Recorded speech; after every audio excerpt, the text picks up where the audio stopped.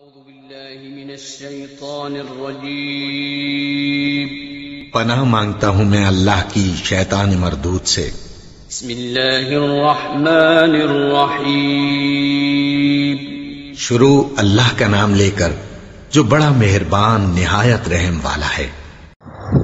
أعوذ بالله من الشيطان الرجيم بسم الله الرحمن الرحيم يا أيها الذين آمنوا لا تسألوا عن أشياء إن تبد لكم تسؤكم وإن تسألوا عنها حين ينزل القرآن تبد لكم عفى الله عنها والله غفور حليم قد سألها قوم من قبلكم ثم أصبحوا بها كافرين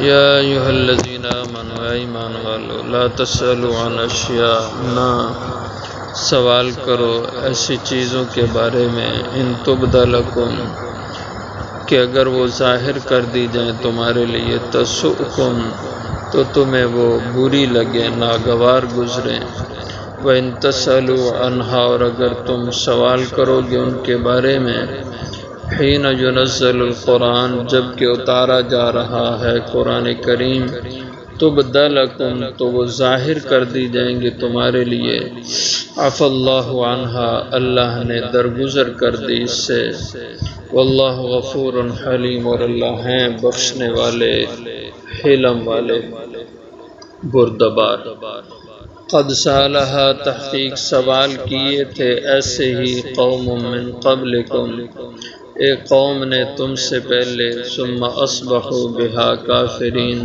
پھر ہو گئے وہ اس کے ساتھ انکار کرنے والے۔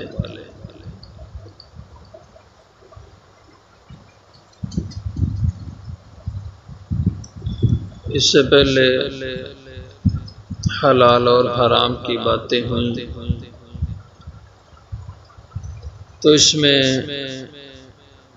اس آیت مبارکہ میں یہ بات سمجھا دی ہے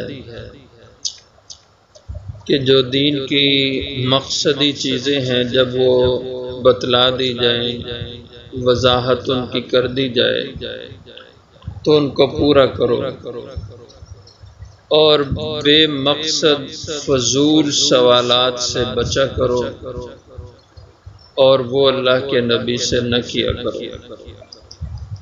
اور وہ سوالات کیسے کیے جاتے تھے مثال کے طور پر ایک صاحب حضور کے پاس آئے اور آ کے کہنے لگے کہ من ابھی کہ میرا باپ کون ہے آپ جانتے ہیں؟ آپ صلی اللہ علیہ وسلم خاموش ہو گئے کہ اب اس کو میں کیا جواب دوں کہ تیرا باپ کون ہے، یہ کوئی پوچھنے کی بات ہے؟ تو بہرحال اللہ کی طرف سے آپ کو بذریعہ وحی بتلایا گیا کہ اس کا باپ فلاں آدمی ہے تو حضور نے اس سے فرمایا کہ ابو کا حذافہ تیرا باپ حذافہ ہے۔ لیکن یہ سوال بڑا فضول تھا۔ ایسے ہی ایک آدمی آیا اور اس نے کہا کہ حضور صلی اللہ علیہ وسلم اس وقت کچھ باتیں قیامت کے بارے میں قیامت کی نشانیاں بتلا رہے تھے۔ وہ آدمی آیا منافق آدمی تھا، کوئی بے دین آدمی تھا، اس نے حضور سے یہ کہہ دیا کہ این ناقتی اتدری این ناقتی آپ بتا سکتے ہیں کہ میری اونٹنی اس وقت کہاں ہے؟ آپ صلی اللہ علیہ وسلم نے خاموشی اختیار کی بلکہ یہ فرمایا کہ میں نہیں جانتا کہ تیری اونٹنی کہاں ہے۔ اور وہ آدمی بڑبڑاتا ہوا حضور کی مجلس سے چلا گیا۔ کہتا ہے کہ یہ آدمی ہمیں قیامت کی علامتیں اور نشانیاں ان کی خبریں تو دیتا ہے، لیکن ہمیں ہماری اونٹنی کا پتہ ہی نہیں دے سکتا۔ باتیں قیامت کی اور نشانیاں قیامت کی بتا رہے ہیں اور خبر میری اونٹنی کی بھی نہیں ہے ان کو۔ حضرت جبریل علیہ السلام تشریف لائے اور انہوں نے بتایا کہ اس شخص کی اونٹنی فلاں جگہ درختوں میں اٹکی ہوئی ہے۔ حضور نے اس کو بلوا لیا، فرمایا ادھر آؤ، بات سنو۔ حضور نے فرمایا کہ میرے پاس ابھی جبریل تشریف لائے تھے اور انہوں نے بتایا کہ تیری اونٹنی کی نکیل وہ درختوں کی شاخوں میں اٹک گئی، تو تیری اونٹنی فلاں جگہ درختوں میں پھنسی ہوئی ہے، جا کے وہاں سے اس کو پکڑ لو۔ تو ایسی بے وقوفوں والے سوالات ان سے منع کیا گیا۔ اسی طرح ایک آدمی آیا اور اس نے حضور سے یہ کہا کہ آپ یہ بتا سکتے ہیں مجھے کہ ان اللہ عنده علم الساعة وینزل الغیث ویعلم ما فی الارحام، یہ 5 باتیں اس نے پوچھی تھی، ان کا ذکر قرآن کریم میں سورہ لقمان کے اختتام پہ موجود ہے۔ کہنے لگا میں نے فصل کاشت کی ہے، تو آپ بتا سکتے ہیں کہ بارش کس دن ہوگی؟ اور ساتھ اس نے کہا میری بیوی امید سے ہے، آپ بتا سکتے ہیں لڑکا ہوگا لڑکی ہوگی؟ اور اس نے کہا بتا سکتے ہیں کہ کل میرے ساتھ کیا ہونے والا ہے، کل مجھے کون سا کام پیش آنے والا ہے، اور یہ بتا سکتے ہیں آپ کہ قیامت کب آئے گی؟ یہ اکٹھے اس نے حضور سے سوال کیا۔ تو اللہ تعالیٰ نے اس کے جواب میں یہ آیت مبارکہ نازل فرمائی تھی، ان اللہ عنده علم الساعة وینزل الغیث، علم قیامت کا اللہ کے پاس ہے اور اللہ ہی بارشیں اتارتا ہے، اسی کو پتہ ہوتا ہے کہ اس نے کب کہاں بارش اتارنی ہے۔ وَيَعْلَمُ مَا فِي الْأَرْحَامِ، اور اللہ ہی جانتے ہیں ماؤں کے رحموں میں کیا ہوتا ہے۔ وَمَا تَدْرِي نَفْسٌ مَاذَا تَكْسِبُ غَدًا، کوئی نہیں جانتا کہ کل وہ کیا کرنے والا ہے۔ وَمَا تَدْرِي نَفْسٌ بِأَيِّ أَرْضٍ تَمُوتُ، اور 5واں اس نے سوال یہ کیا تھا کہ میں کب آیا دنیا میں پیدا کب ہوا تھا، یہ تو مجھے پتہ ہے پیدا ہونے کا دن تاریخ، لیکن میں مروں گا کب یہ آپ بتائیں۔ تو اللہ نے اس کے جواب میں فرمایا کہ ما تدری نفس بأی ارض تموت، یہ کوئی نہیں جانتا کہ اس نے کہاں مرنا ہے اور کب مرنا ہے، یہ کسی کو پتہ نہیں ہے۔ تو اللہ جل شانہ یہاں پہ یہ فرما رہے ہیں کہ یا ایھا الذین آمنوا، ایمان والو، لا تسألوا عن اشیاء، نہ سوال کیا کرو ایسی چیزوں کے بارے میں کہ ان تبد لکم تسؤکم، اگر وہ ظاہر کر دی جائیں تمہارے لیے، تسؤکم تو تمہیں وہ بہت بری لگے، ناگوار گزریں، یعنی وہ سوالات دین میں جو بے مقصد ہیں، جن کا دین سے کوئی تعلق نہیں، یہ سوالات ان میں وقت ضائع نہ کرو۔ جیسے یہ چند سوالات آپ کے سامنے عرض کیے ہیں، ایسے لوگ سوال کرتے رہتے ہیں، وہ جی بتائیں آدم علیہ السلام کی اولاد کتنی تھی، آدم علیہ السلام کہاں کہاں دنیا میں گھومے پھرے ہیں، فرعون کے باپ کا نام کیا تھا، فرعون کی ماں کا نام کیا تھا۔ اب یہ سوال بے مقصد ہیں، ان کا انسان کے علم سے یا انسان کے عمل سے کوئی بھی تعلق نہیں ہے سوائے فضول وقت کے۔ تو اس لیے فرمایا کہ ایسی باتیں پوچھنے اور ایسے سوالات سے بچو۔ وَإِن تَسْأَلُوا عَنْهَا، اور اگر تم سوال کرو گے ایسی چیزوں کے بارے میں، حین ينزل القرآن، جب کہ قرآن اتارا جا رہا ہے، تُبْدَ لَكُمْ، تو ان کے جواب تمہیں دے دیے جائیں گے، تم پہ ظاہر کیے جائیں گے، اور اس کی وجہ سے بعد پھر تم پہ مشکل بھی پڑ جائے گی، تم مشکل میں پڑ جاؤ گے۔ جیسے حضرت موسیٰ علیہ السلام کے زمانہ میں ایک شخص قتل ہو گیا، اب اس کا قاتل تلاش کرنا ہے، موسیٰ علیہ السلام کے پاس آئے کہ اللہ سے پوچھو کہ اس کا قاتل کون ہے۔ تو حضرت موسیٰ علیہ السلام نے اللہ سے فرمایا یا رب العزت یہ قاتل چاہتے ہیں۔ اللہ جل شانہ نے فرمایا یہ ایک گائے لیں اور اس کو ذبح کر کے گائے کے جسم کا ایک ٹکڑا مقتول کے جسم کے ساتھ لگائیں تو جو مقتول ہے اللہ اس کے اندر بولنے کی طاقت پیدا کر دیں، وہ خود بتا دے گا میرا قاتل فلاں آدمی ہے۔ اب اتنی بات تھی، سوال کا جواب آ گیا، لیکن انہوں نے بال کی کھال اتارنا شروع کر دی۔ کہنے لگے کہ اچھا آپ نے گائے کی بات بتائی ہے تو بتائیں کہ وہ گائے کی عمر کتنی ہو جو ہم لے کر ذبح کریں۔ پھر جب عمر بتائی تو پوچھنے لگے کہ یہ بھی ہمیں پتہ کر کے بتائیں کہ وہ گائے بالکل فریش تازہ ہو یا کہ حال یا کنویں میں اس کو جوتا گیا ہو، کیسی ہونی چاہیے یہ بتایا گیا۔ تو پوچھنے لگے کہ یہ پوچھیں کہ اس کا رنگ کس طرح کا ہونا چاہیے۔ اب خام خواہ کے سوال اور ان کے جواب اللہ کی طرف سے آتے گئے تو پھنستے گئے۔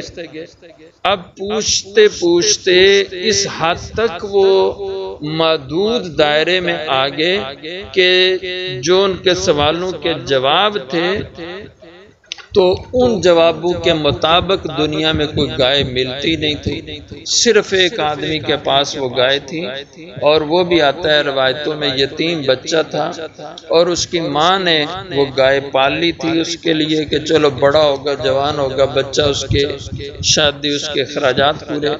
وہ گائے صرف اس گھر میں تھی۔ تو جب وہاں سے لینے گئے تو انہوں نے کہا ہم تو گائے ایسے نہیں دیں گے، ہم تو گائے سونے سے تول کے دیں گے۔ تو اس گائے کو سونے سے تولا، اس کے وزن کے برابر سونا دے کر کے وہ گائے پھر حاصل کی اور پھر جا کے اس کو ذبح کیا۔ اس کا گوشت کا حصہ مقتول کے جسم سے لگایا تو مقتول نے بتایا کہ میرے بھتیجے نے مجھے قتل کیا، اس نے نام بتا دیا۔ تو یہ ہے کہ جب سوال کیے جائیں گے اور جواب اللہ کی طرف سے آئیں گے تو آپ کے لیے مشکلیں کھڑی کی جائیں گی۔ اس لیے فرمایا سے بے مقصد سوالات نہ کیا کرو۔ عفا اللہ عنہا، اس سے پہلے جو تم نے ایسے فضول سوال کیے اللہ نے ان کو معاف کر دیا، تمہاری اس غلطی کو اللہ نے معاف کر دیا۔ واللہ غفور حلیم، اور اللہ تعالیٰ بخشنے والے ہیں، حلیم بردبار ہیں، حوصلے والے ہیں۔ پچھلے دنوں ایک دوست نے بتایا کہ وہ کہیں کسی جگہ گئے، ایک آدمی کو کوئی دین کی بات بتانے کے لیے، تو وہ آگے سے کہتا ہے کہ قرآن پاک کی فلاں صورت میں یہ بتاؤ کہ حلیم کا لفظ کتنی دفعہ آتا ہے۔ اب یہ کوئی قرآنی علوم کے ساتھ ان چیزوں کا ہونا کوئی ضروری نہیں ہے۔ اب ایک ایک لفظ کو کون گنتا رہے کہ یہ فلاں صورت میں لفظ کتنی دفعہ آتا ہے، یہ فلاں صورت میں لفظ کتنی دفعہ آتا ہے۔ یہ قرآنی علم سے اس کا کوئی ضروری تعلق ہے ہی نہیں۔ تو ظاہر ہے کہ یہ کون گن کے رکھتا ہے، یہ یاد کیسے یہ چیزیں رہ سکتی ہیں کہ یہ لفظ اتنی جگہ فلاں صورت میں۔ تو انہوں نے کہا مجھے تو نہیں پتا۔ اس نے کہا جب تجھے اتنا ہی نہیں پتا تو ہمیں دین کی بات بتانے کیا آیا ہے۔ تو اب چونکہ اس نے جان چھڑانی تھی، سننی نہیں تھی بات، کیونکہ وہ خود چور آدمی تھا کہ اس کو پتا تھا کہ نہیں میں نے جو ہے نا وہ مجھے کوئی ضرورت نہیں ان چیزوں کی یا وہ کرنا نہیں چاہ رہا وہ عمل، تو اس نے اپنی جان چھڑانے کے لیے یہ ایک جو ہے نا سوال کر دیا کہ یہ لفظ فلاں جگہ کتنی دفعہ آتا ہے۔ تو جب جواب نہیں ہے تو اس نے کہا آپ کو تو پتہ ہی ککھ نہیں ہے دین کا، آپ ہمیں کیا دین بتائیں گے۔ تو یہ سوالات ہیں جن کا دین سے کوئی تعلق نہیں ہے، اور ایسے سوال کرنے کا کوئی فائدہ نہیں، الٹا بعد دفعہ یہ گناہ کے زمرے میں آ جاتے ہیں۔ عفا اللہ عنہ، جو ایسی غلطی تم کر گئے اللہ نے معاف کر دیا اس کو۔ واللہ غفور حلیم، اور اللہ ہیں بخشنے والے حلیم حوصلے بردبار۔ قد سألها قوم من قبلکم، تم ایسے سوالات سے بچو، تحقیق ایسے سوال کیے تھے قوم نے من قبلکم، تم سے پہلے۔ جیسے حضرت صالح علیہ السلام کی قوم تھی تو ایک دفعہ وہ آ کے کہنے لگے کہ صالح آپ کو سچا ہم نبی تب مانیں کہ جب ہم کسی چٹان پہ ہاتھ رکھیں اور اس سے ایک گابن اونٹنی نکل آئے، اگر یہ ہو جائے تو ہم آپ کو سچا جان لیں گے۔ تو آپ نے اللہ رب العزت سے عرض کی تو فرمایا گیا کہ ان کو فلاں دن کہو کہ آ جائیں فلاں جگہ۔ حضرت صالح علیہ السلام نے فرمایا کہ فلاں دن آ جانا اور یہ تمہارا مطالبہ پورا ہو جائے گا۔ تو وہ وقت پہ آگے اور بڑا شور شرابہ ہو جی آج دیکھتے ہیں چٹان سے اونٹنی کیسے نکلتی ہے۔ تو حضرت صالح علیہ السلام نے فرمایا کہ کسی بھی چٹان پہ ہاتھ رکھو، تو انہوں نے ایک بڑی چٹان کے اوپر ہاتھ رکھا کہ اس چٹان سے اونٹنی نکال کے دکھاؤ۔ تو اللہ کی شان، اللہ کی قدرت سے اس چٹان سے اونٹنی، گابن اونٹنی 10 ماہ کی وہ نکل آئی اور اس نے بچہ جنا، اور اس کے بعد وہ بہت زیادہ کھاتی پیتی تھی اور یہ لوگ مشکل میں پڑ گئے۔ تو حضرت صالح علیہ السلام نے فرمایا اس اونٹنی کو نقصان نہ پہنچانا ورنہ اللہ کے عذاب میں پکڑے جاؤ گے۔ لیکن وہ بدبخت باز نہ آئے اور اس اونٹنی کی ٹانگیں کاٹ دی اور اس کو یوں نقصان پہنچایا، تو اللہ کا عذاب اس قوم پہ آ گیا۔ فرمایا اس طرح تم سے پہلے قوم نے سوال کیے تھے بے مقصد اور فضول، ثم اصبحوا بہا کافرین، جب سوال کا جواب آ گیا تو اب ہو گئے اس جواب کا کافرین، انکار کرنے والے، اس کے ساتھ کفر کرنے والے پھر ہو گئے۔